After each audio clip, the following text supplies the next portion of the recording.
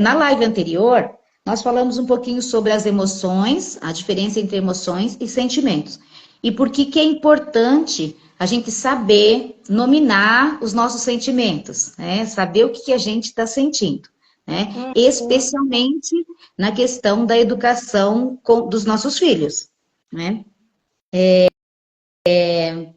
E aí, né, falando da questão da educação parental, né, e emoções, se a gente pensar em filhos, né, Morgana, não tem nada que desperte mais as nossas emoções, boas e nem tanto, do que os nossos filhos, né?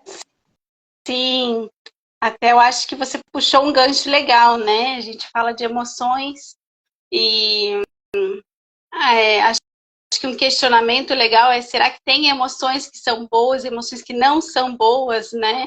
Às vezes a gente tem esse hábito, né, de julgar as emoções. Tem emoções, as emoções ruins, né? Será que temos essas emoções que são ruins mesmo, né? Então, acho que aí já fica uma reflexão pra gente, né? Existem emoções que são ruins. Pois No é. decorrer da live, a gente vai ter a resposta, eu acho.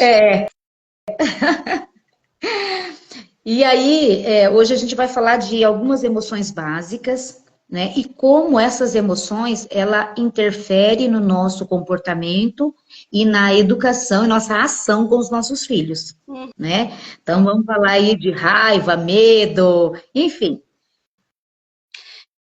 Isso mesmo, né? Então, a gente sempre fala, né? A gente tem basicamente 6 emoções, né? São 6 emoções básicas. Então, que seriam elas, né? A felicidade, a tristeza, o medo, o nojo, a surpresa e a raiva. E dessas emoções, muitas delas, a gente costuma dizer para os nossos filhos que não são emoções boas, né? A gente diz para eles, que feio, né? Que não pode ter nojo da comida, não pode ter nojo do não sei o quê, né? Não faça essa cara de nojo, né? A gente costuma muitas vezes reprimir, né, o que a criança sente. A emoção dela, a expressão dela, né? O medo também, né? Não, você tem que ser corajoso, você não pode ter medo. Medo é para os fracos, você é um menino forte, você é um menino corajoso. A raiva, né? Ai, menina não pode ter raiva, né? Então a gente costuma já rotular essas emoções como emoções ruins. Porém, muitas dessas emoções, elas vêm lá, elas já nos trazem, né? Elas são responsáveis muito pela sobrevivência do ser humano, né? Se a gente for pensar, o medo mesmo, ele vem ele é graças ao medo que o ser humano ele parte para a luta ou para a fuga, né? Porque se ele não tivesse medo, ele não sobreviveria, ele não lutaria ou não fugiria de um urso, de um leão, né? Ou de um outro perigo qualquer. Se o teu filho não tem medo de nada, ele se submete a situações de risco, ele coloca o dedo na tomada, ele põe a mão no fogo, ele pula de uma altura muito alta, né? Então, é graças a isso que ele se protege muitas vezes. Então, a gente não pode dizer que a gente tem sentimentos ruins, que a gente tem emoções ruins, né? Então, a felicidade demais, também ela não é boa, né? Porque quando a gente está num estado de êxito muito grande, a gente também não consegue enxergar que existe o outro lado da moeda também, né? Você feliz, feliz, feliz, feliz, feliz, feliz, feliz. Isso sempre é bom? Nem sempre é bom, né? A gente precisa olhar também, a gente precisa de o alto demais é como a batida do coração, né? Quando começa a ficar linear demais, você morreu, né? Então você precisa dos altos e baixos para que você tenha esse sentido da vida. E eu acho que a vida é muito isso, né? Altos e baixos, né? Então os momentos de alegria, os momentos de tristeza, os momentos de raiva, os momentos de frustração. E é importante que a criança assimile isso. E nós, como adultos, muito podados que fomos, muitas vezes não conseguimos nos permitir sentir tudo isso, né? E os nossos filhos vêm para nos mostrar isso, para nos mostrar o quanto a gente é analfabeto emocional. Eu sempre falo isso para os pais, né? O quanto a gente é analfabeto emocional. O quanto a gente não sabe expressar aquilo que a gente sente. E eu sempre falo para os pais, use o emocionário com as crianças, né? Mas eu vi aqui em casa que o tal do emocionário, que é o dicionário das emoções, serve muito mais para nós adultos do que para as crianças. Porque eu não sabia nominar milhões de sentimentos, milhões de emoções, né? E os meus filhos conseguiam já muitas coisas, eles já conseguiam dizer, eu estou frustrado, ou eu não gostei disso. E para eu dizer que eu não gostei de alguma coisa, como era difícil, né? Porque a gente não foi ensinado a isso. A gente foi ensinado a aceitar, a sorrir, a ficar bonitinha, a cruzar as pernas, a não rir alto, né? Então, a não ser muito o que a gente gostaria de ser, né? A nossa autenticidade foi muito podada. Então, eu acho que os nossos filhos vêm aí trazendo essa luz, né? Esse movimento para a nossa vida, né? De vamos ser autênticos, vamos ser quem nós somos e vamos nominar esses sentimentos, né? Nossa, E quantas vezes a gente se reconhece nesse medo, nessa surpresa. Surpresa é um sentimento tão básico, né? E a gente não se permite mais sentir surpresa, né? Você já percebeu que o adulto, ele não sabe ser surpreendido mais, né? Se teu marido vai ali, vai te dar um presente, você quer saber qual é esse presente, né? Você não quer mais surpresa, você não quer um jantar surpresa, você quer escolher aonde você vai jantar, porque você tem medo de ser frustrada, né? Você não quer, né? Então, muitas vezes a gente não se permite mais. Então, e as crianças não, elas veem o encantamento no pequeno, né? Na formiguinha andando e carregando aquela pedacinho de folha. Aquilo para elas é surpreendente, é encantador. E tantas outras coisas para elas vêm assim, e as emoções vêm ali tudo tão bonito, tão límpido, né? Tão claro. E a gente fica ali tão enrustindo isso, né? E principalmente, eu acho que uma coisa que você me falou hoje à tarde é o quanto a gente precisa se humanizar para os filhos, né? Eu queria que você falasse um pouquinho sobre isso. Nossa, é muito legal isso que você falou, da questão das emoções que a gente esconde, né? A gente não se permite. E muitas vezes, porque na frente dos filhos, se a gente já não se permite por outras questões, perto dos filhos, então pode parecer fraqueza, né? Uhum. E, na verdade, como a gente vai falar um pouquinho dessa questão da nossa ação, né? Da emoção e como isso faz com que a gente haja, né? Essa questão da gente se permitir, né? Da gente se humanizar. A gente não é máquina, não, e tá tudo bem, né? Porque a gente acha assim, perto dos filhos a gente não pode, né? O problema não é sentir a emoção. O problema não é controlar, porque a gente, né, os filhos, eu estava dizendo aqui no começo que não tem coisa melhor para trazer emoções para a gente que os filhos, né? É alegria, é medo, é frustração, é nojo, né? Tanta coisa junto, né? O problema não são as emoções, controlar essas emoções. O problema é controlar a ação que essa emoção me traz, né? Porque se, por exemplo, eu fico com uma raiva muito grande, né? Com um medo muito grande, como que eu vou agir com o meu filho quando que eu trago esse sentimento, essa emoção forte, como que é a minha ação, né? Então, controlar essa ação, a emoção, ela vem. Por que é importante, né? A gente falou no encontro passado, da gente, tá tudo bem a gente sentir emoção, tá tudo certo a gente sentir determinadas coisas e a gente saber nominar, porque a partir do momento que eu sei, nossa, eu tô sentindo raiva, pera lá. Então, eu vou parar e vou pensar na minha ação, né? Quando a gente não tem isso, a gente grita. O que a gente faz na hora, por exemplo, do medo? A gente está com medo de alguma coisa com os filhos. Vamos pensar nos pais e filhos, né? Que a gente tem medo. Gente, a gente protege demais. A gente mima demais por medo. Às vezes tem medo de soltar o filho. Ai, tenho medo de soltar meu filho andar de bicicleta, que aí eu tenho medo dele ser atropelado. Não, ele não vai, né? Eu tenho medo dele, sei lá, ser machucado por um bicho. Não, bota sapato, bota não sei o que, não faz não sei o que, porque a gente tem medo, a gente super protege, né? Então, assim, qual que é a minha ação quando eu tô sentindo essas emoções, né? Quando eu tô com raiva, por exemplo, né? Qual que é a minha ação? Eu consigo controlar ou eu vou e grito, né? Eu despejo, eu... Como que é isso, né? Quais são Então, os recursos, né? ah, isso, quais são os recursos? Então, primeiro a gente entender que a gente pode estar tudo bem. A gente não é super máquina, não. A gente teve uma vez que a minha filha, ela fazia terapia e a terapeuta dela disse para ela assim, ó, humaniza essa mãe, por favor. E aí ela veio me contar. Por quê? Porque ela me endeusava. Ela colocava como se eu não errasse, como se... Porque ela, a forma como ela me via, porque eu colocava isso.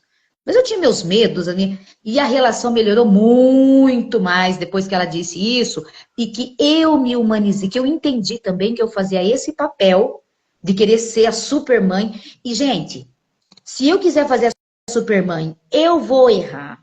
Se eu não quiser fazer a supermãe, eu vou errar. E tá tudo certo. A gente não vai conseguir acertar 100% com os filhos. Não vai. Não tem jeito. A gente quer acertar tudo.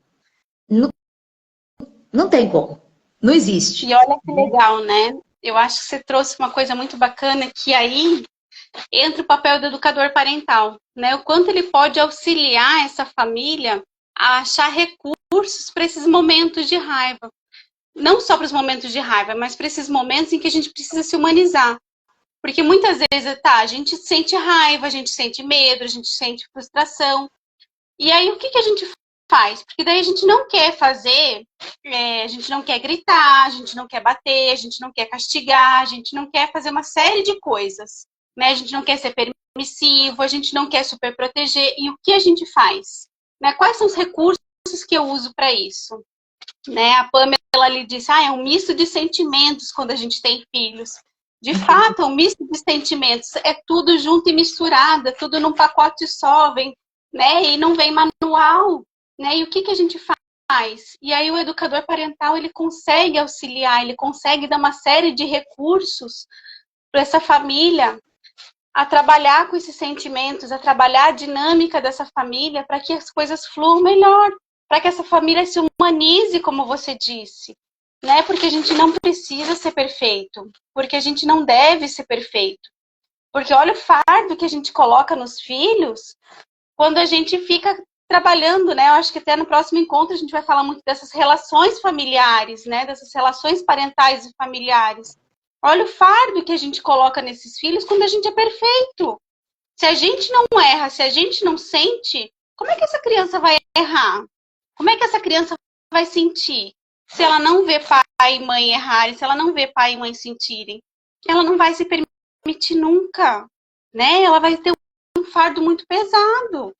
Então a gente precisa se humanizar e a gente precisa aceitar, né? Então o educador parental ele vem muito nisso também, né? Então é muito bacana. E eu acho um exemplo muito bacana do quanto essas emoções elas impactam no nosso comportamento, né? Para exemplificar mesmo isso que a gente está dizendo, é só a gente imaginar um bebê, né? Um bebê brincando ali, tá com um objeto na mão e vem alguém e tira esse objeto desse bebê. Esse bebê ele vai responder a esse ambiente, ele vai responder a essa retirada do brinquedo. De que forma? Com essas emoções básicas que a gente falou, uma dessas 6 emoções, ou com raiva, ou com medo, ou com tristeza, né? Então aí é imediato, essa é a forma, né? É isso que a gente está dizendo, é como essas emoções impactam no comportamento, né? Então, e é isso, né? O adulto é dessa forma, a criança maiorzinha é dessa forma, o adolescente é dessa forma. Então, as nossas emoções estão diretamente ligadas ao comportamento. E é muito muito legal quando você fala dessa questão de que a gente sente tudo isso, né? E dessa questão também da... Eu já ouvi uma frase muito legal no Congresso Internacional lá de Educação Parental que eu estava assistindo, que ele falava sobre a flexibilidade emocional que a gente tem que ter, né? Só que assim, ó, quando os pais, vamos supor, o pai foi frustrado por uma situação escolar, porque a gente acha que os filhos da gente é o melhor da escola, é sempre o melhor, né, gente? Eles são os melhores, é tudo, eles são maravilhosos, só que de repente a escola entra em contato e pede pra gente ir lá e a gente vê que não era nem tanto assim, né? E aí isso frustra, né? E aí vem lá reclamar, como assim reclamar do meu filho? Como assim, né? Ele é o bebê de mamãe, como assim? Pois é, e aí vem reclamar, vem falar alguma coisa, o que que acontece?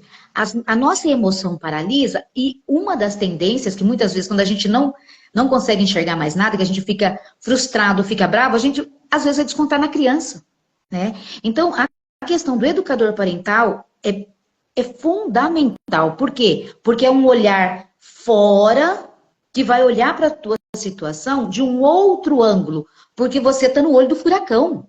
Você não vai conseguir decidir de nada ali. A decisão tua não vai ser a mais acertada. E com certeza quem vai pagar o pato vai ser a criança, que está precisando de ajuda e apoio também. Né? Então, a educação parental, ela vem exatamente para isso, para estar apoiando, para esse olhar de fora, para reorganizar, para perceber detalhes. Vamos pensar junto?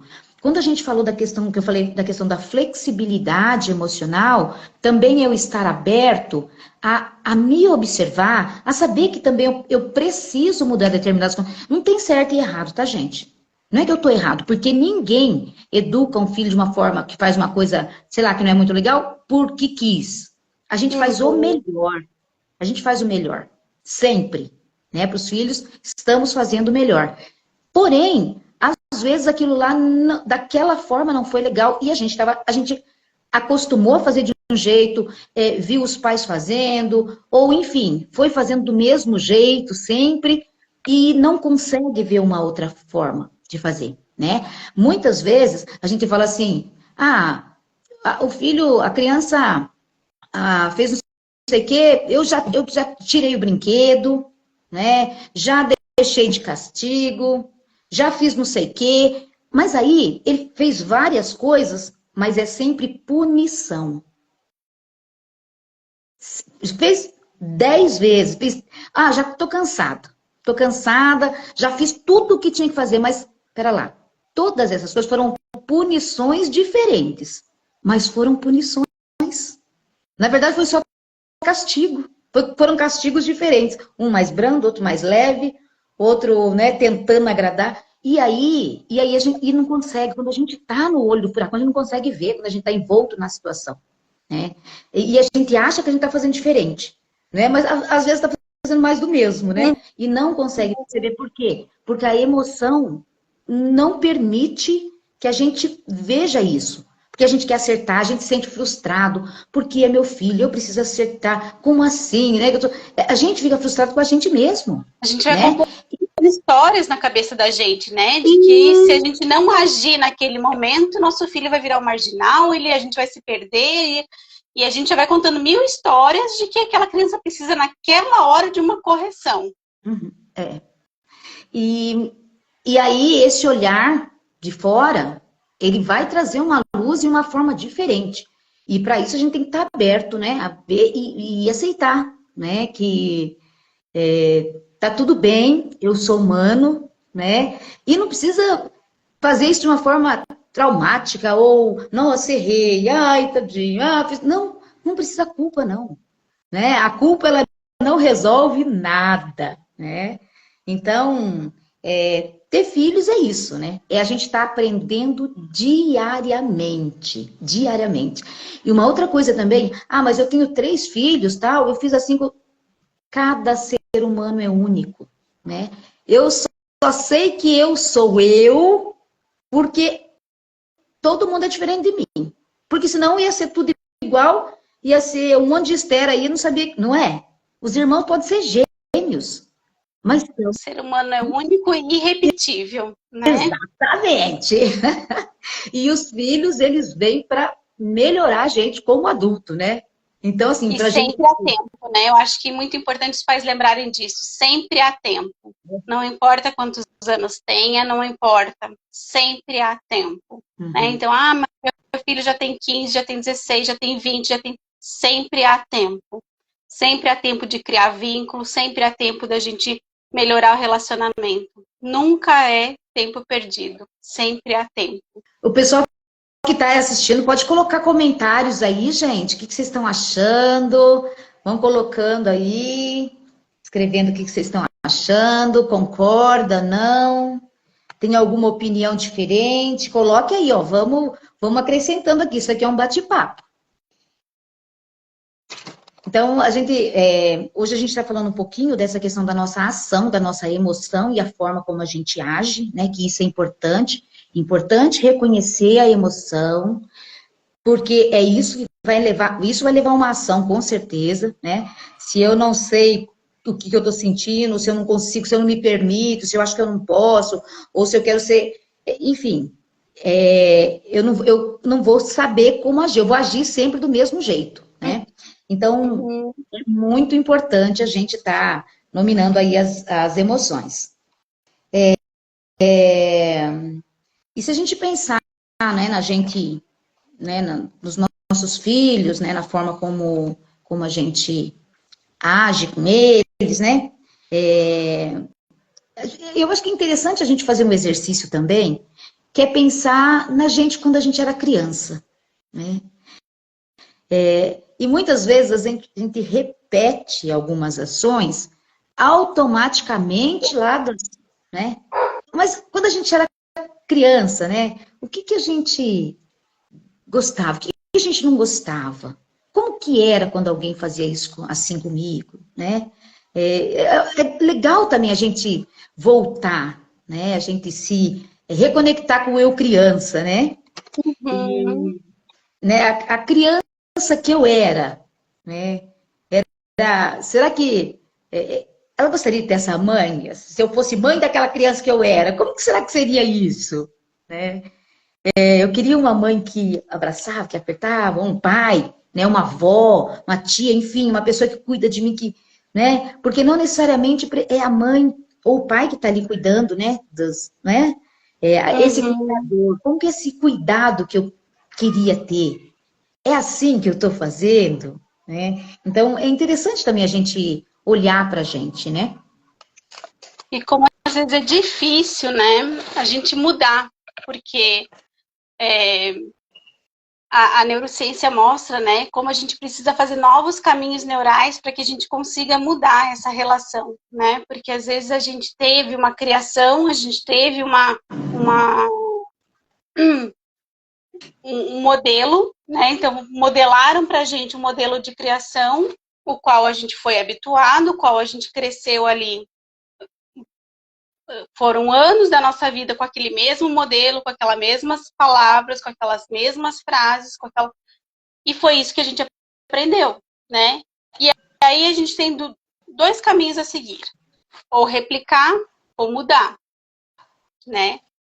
Mas o mudar, ele não é tão simples assim, né? E o replicar, ele é o caminho um pouco mais fácil. Mas quando a gente vai mudar, é como se a gente tivesse que desbravar uma nova mata, né? A gente precisa ali pegar e fazer novos caminhos neurais a fim de... Então, é abrir novos caminhos mesmo, né? É fazer novas conexões a ponto... Porque, às vezes, é tão involuntário e eu noto isso com os meus filhos. Às vezes, sem querer, eu tô falando coisas que eu não gostaria de estar dizendo. E é como se eu estivesse falando... vem aquilo automaticamente na minha boca, né? Vem, então, sem querer. Porque é aquilo que eu ouvi, é aquilo que está registrado em mim, né?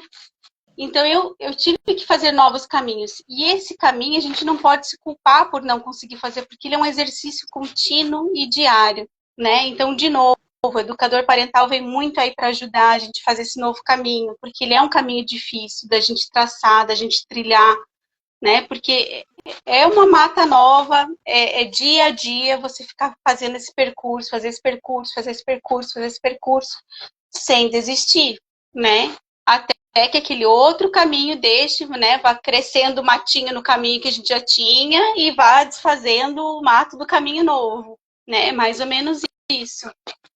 E não pode gerar culpa, né? A gente tem que trabalhar, né? Acho que esse é o principal. Não é culpar, mas é trabalhar por um novo caminho, por um novo propósito, por um bem maior que a gente tem, que são os nossos filhos.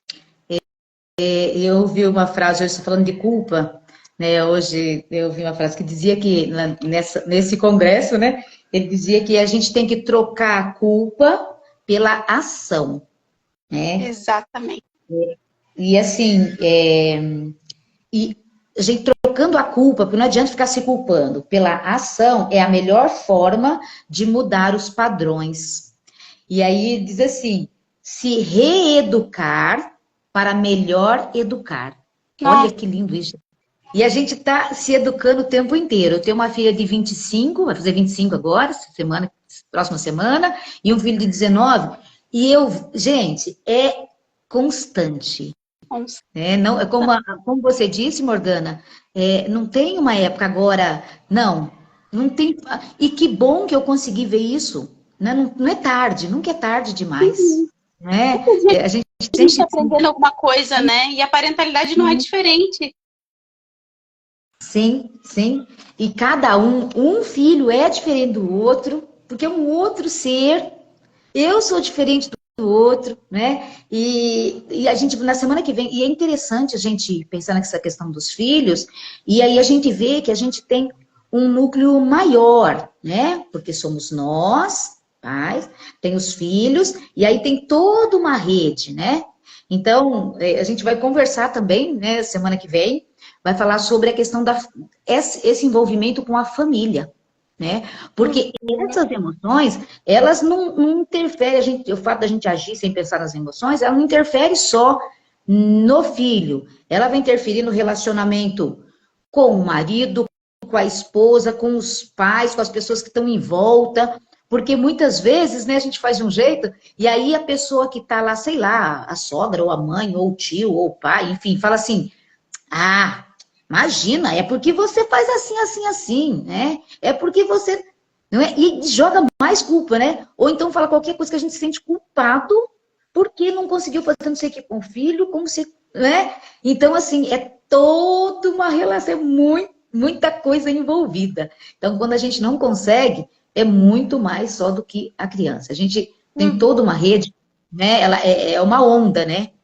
Ele pega e passa para um, passa para outro. E veja, a criança, a gente vai criando, da mesma forma como a gente tem lá as nossas cicatrizes, né, invisíveis, né, as crianças também, elas vão, né, vão criando, a gente pode ir criando isso nelas. A gente não tem que se sentir culpa, não, né? A gente precisa pensar nas nossas emoções e pensar numa mudança. Como que eu posso mudar? Eu não estou conseguindo.